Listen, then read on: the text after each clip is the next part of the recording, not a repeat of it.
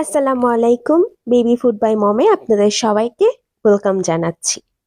অনেকের মনে প্রশ্ন থাকে, ওটস যেহেতু ওজন কমায় তাহলে এটা বাচ্চাদের খাবার কিভাবে হতে পারে, আর আদৌ কি বাচ্চাদেরকে ওটস খাওয়ানো যাবে কিনা। তো প্রথমে জেনে নিই ওটস কি ওজন কমায় কিনা।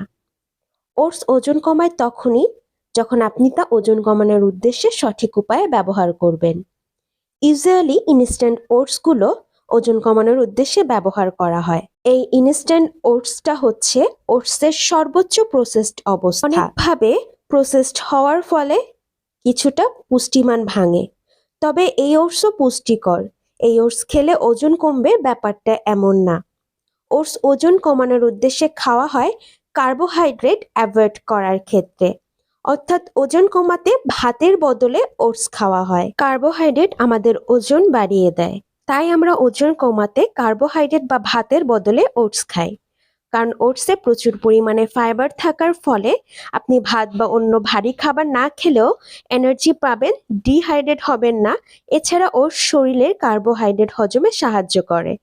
তাই সব মিলিয়ে ওটস আপনাকে অল্প খাবারে এনার্জি দিবে এবং ডায়েটে থাকলেও আপনাকে দুর্বল হতে দিবে না বা শরীরে পুষ্টির ঘাটতি হতে দিবে না। এখন আপনি যদি ওটসের পাশাপাশি ভাতও খান এবং সব খাওয়া দাওয়া ঠিকঠাক মতন করেন, তাহলে কিন্তু আপনার ওজন কমবে না। সেই কারণেই বাচ্চারা ওটস খেলে বাচ্চাদের ওজন কমে না। কারণ আমরা যখন বাচ্চাকে ওটস রান্না করে দিই তখন ওটসের সাথে আমরা বিভিন্ন ধরনের ফল, শাকসবজি, ঘি, খেজুর, বাটার, বাদাম ও দুধ মিক্সড করে ক্যালোরি বহুল করে দিই। সাধারণত এই কারণেই বাচ্চার ওজন কমার পরিবর্তে ওটস খাওয়ালে বাচ্চার ওজনটা দ্রুত বৃদ্ধি পায় এবং বাচ্চা প্রচুর পরিমাণে এনার্জি পায়। আজকে আমি খুবই চটজলদিভাবে বাচ্চার জন্য সকালে নাস্তা হিসেবে ওটস রান্না করেছি, সেটার রেসিপি আপনাদের সাথে শেয়ার করছি। প্রথমে আমি আপেল ও গাজর গ্রেট করে নিয়েছি। এরপর একটা প্যানে ঘি দিয়ে এতে আমি গ্রেট করা আপেল, গাজর ও 2 টেবিল চামচ ওটস দিয়ে ভালো মতো ভেজে নিয়েছি। 2-3 মিনিট ভাজা হয়ে গেলে এতে আমি পরিমাণ মতো গরুর দুধ অ্যাড করেছি।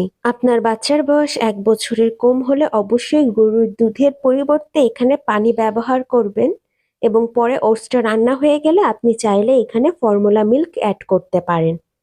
এরপর এতে পরিমাণ মতো লবণ, চিনি ও এলাচ দারচিনির গুঁড়ো ব্যবহার করেছি, সাথে কয়েকটা কিশমিশও অ্যাড করেছি।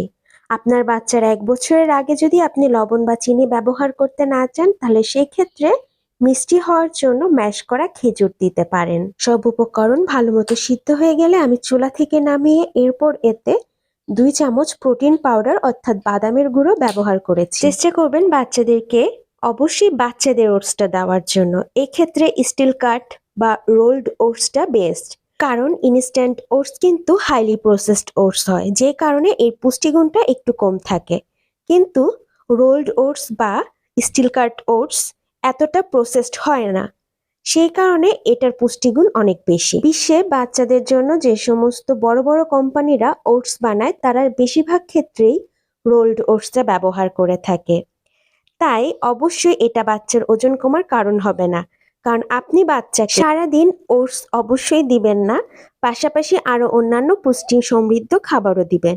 বয়সভেদে ওটসের সাথে দুধ, খেজুর, অন্যান্য ফল, চিজ, ঘি, বাদাম গুঁড়া এগুলো ব্যবহার করে ওটসকে আরো হেলদি ও ইয়ামি করে নিতে পারেন। আজ এই পর্যন্ত। আল্লাহ হাফেজ।